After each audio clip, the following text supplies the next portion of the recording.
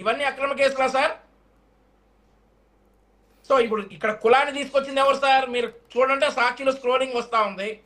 కులాలు ఎవరు తెచ్చినా తప్పేనండి. వాళ్ళు తెచ్చినా మనం తెచ్చినా ఎవరు తెచ్చినా జరిగిన ఇష్యూని మనం ఇన్సిడెంట్ గా చూద్దాము, నేరస్తులుగా చూద్దాం, తప్పు చేసిన వాళ్ళు చూద్దాం, బాధితుడిగానే చూద్దాం.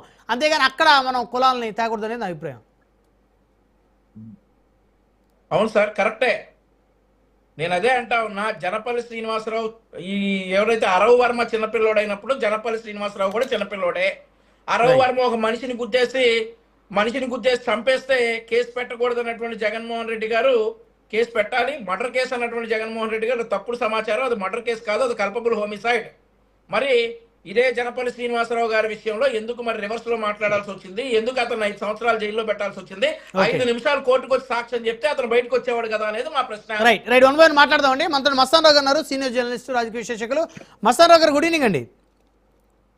Good evening sir. Good evening. So మీరేం చెప్తారు సార్? సీదిరి అప్పలరాజు గారు కుమార్ని అరెస్ట్ చేయటం తప్పని వైసీపీ అంటుంటే ఆయన కుమారుడు చేసిన దాన్ని ఆయన కప్పిపుచ్చాలని చూసేటువంటి క్రమంలో మాత్రమే ఆయన మీద పర్టికులర్ సెక్షన్ కింద కేసు నమోదని టీడీపీ చెప్తుంది. సార్ ఇప్పుడు సీదిరి అప్పలరాజు గారి విషయంలో టోటల్గా అయితే ఆయన సీదిరి అప్పలరాజు గారే తప్పు చేశారు. అది మనకు అందరికీ అర్థమవుతుంది. ఆయన ఏ పార్టీ అనేది పక్కన పెట్టిన ముందు ఆయన వైఎస్ఆర్ సిపిఐ ఎవరైనా వాడు అబ్బాయి గుద్దాడు, దానికి సంబంధించిన సీసీ ఫుటేజ్లు అన్ని దొరికాయి, ఆయన చికిత్స చేయించారు.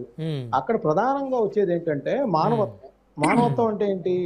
ఆ చనిపోయిన వ్యక్తిని, చనిపోయాడో లేదో తెలియదు, ఎగిరి అవతల పడ్డాడు. ఆ పడ్డప్పుడు అతను తీసుకెళ్లి హాస్పిటల్కి తీసుకెళ్లే ప్రయత్నం ఈ గుద్దిన వ్యక్తి చేశాడా లేదా అనేది చట్టం అడిగిద్ది.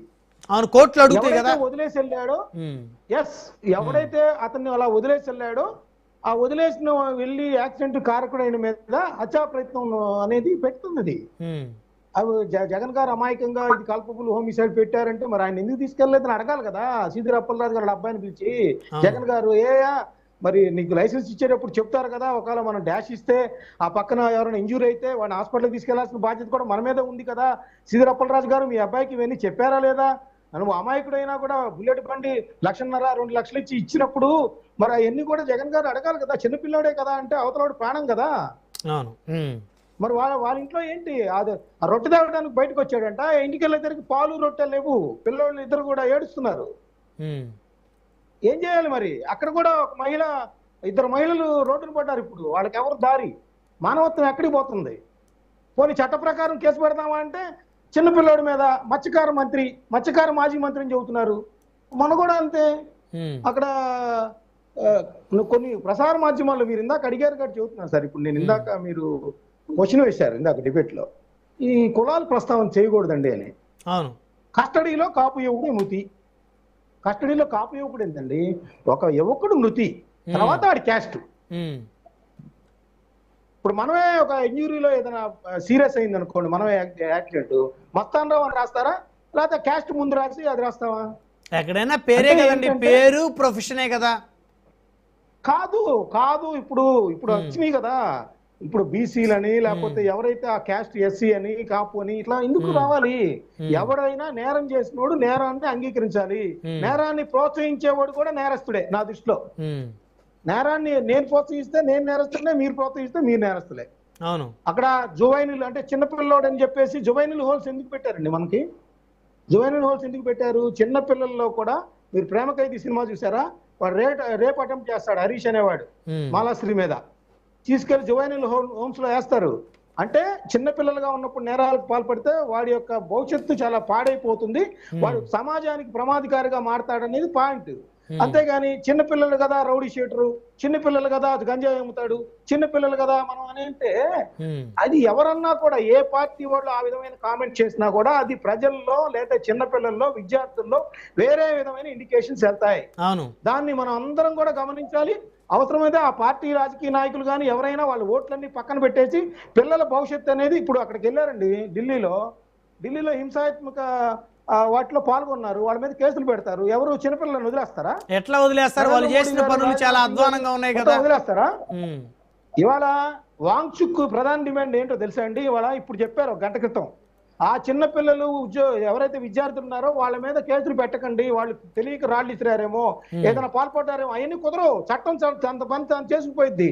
అదేంటండి, వాళ్ళు చిన్న పిల్లలు అమాయకులు, నీట్ ఎగ్జామ్ రాశారు, మరి వాళ్ళకి అన్యాయం జరిగింది కాబట్టి వాళ్ళు రాళ్ళు వేస్తారు, ఒకళ్ళు కొట్టేస్తారు, ఎస్ఐని కొట్టేస్తారు, పోలీసులు కొట్టేస్తారు, పోలీసుల వాహనాలు తగలబెట్టేస్తారంటే ఒప్పుకుంటారా?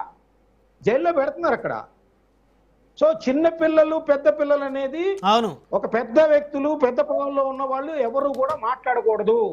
చట్టం రాజకీయ కక్ష సాధింపు మీద పెడితే ఖచ్చితంగా, ఇప్పుడు జగన్ గారి మీద రాజకీయ కక్ష సాధింపు మీద పెట్టారు కేసులు ఉన్నాయా? ఆయన బయట ఉన్నారు కదా, 21 కేసులు ఉన్నా కూడా సుప్రీంకోర్టు రక్షిస్తుంది కదా ఆయన్ని, రక్షించట్లేదా?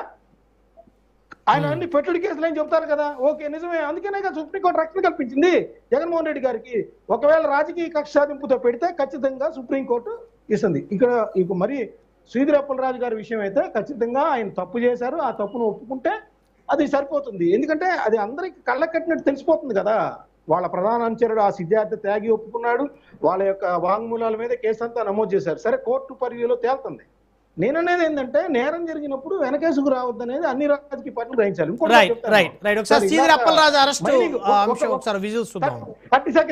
సెకండ్స్ ఇందాక ఇప్పుడు పంచదారుల విషయంలో చెప్పారు కదా, వైఎస్ఆర్సీపీ చేస్తున్న దానిలో చాలా న్యాయం ఉంది. నేనంటాను, ఏ పార్టీ అధికారంలో ఉంటే ఆ పార్టీ వాళ్ళు ఇట్లా మైనింగ్స్ గానీ ఇసుక గానీ అన్ని దోచుకుంటారో ఏంటండి, నాకు అర్థం కాదు. ఆ వైఎస్ఆర్సీపీ అధికారంలో ఉన్నప్పుడేమో వాళ్ళ పార్టీ నాయకులు, ఇప్పుడు కూటమి సర్కార్ అధికారంలో ఉన్నప్పుడు వీళ్ళకి సంబంధించిన వాళ్ళు ఎవరు అంటే, ప్రజల యొక్క వనరుల్ని, ఏదైతే ప్రకృతి మన రాష్ట్రానికి ప్రసాదించిన వనరుల్ని ఎవరు పార్టీ అధికారంలో ఉంటే దోచుకుంటా ఉంటారా? దీనికి ఎక్కడ అడ్డుకట్టు పడింది? ఉద్యమిస్తుందో, వైఎస్ఆర్సీపీ డిమాండ్ చేసిన వాటన్నిటిని కూడా ప్రభుత్వం కూడా పరిగణలోకి తీసుకొని దర్యాప్తు జరపాలి. మైనింగ్ కూడా వెంటనే ఆపు చేయాల్సిన అవసరం అయితే ఉంది. శేఖర్ రెడ్డి గారు, సో మీకు కంక్లూజన్ ఇవ్వండి, వన్ వర్డ్ కంక్లూజన్. సార్ ఒక్క నిమిషం సార్. కల్పబుల్ హోమిసైడ్ ఖచ్చితంగా పెడతామండి అని చెప్పి మాట్లాడారు సార్. అదే విధంగా జడపల్లి శ్రీనివాసరావు ఒక కుర్రాన్ని తీసుకొచ్చి ఏం మాట్లాడారంటే, మా మిత్రుడు సహోదరు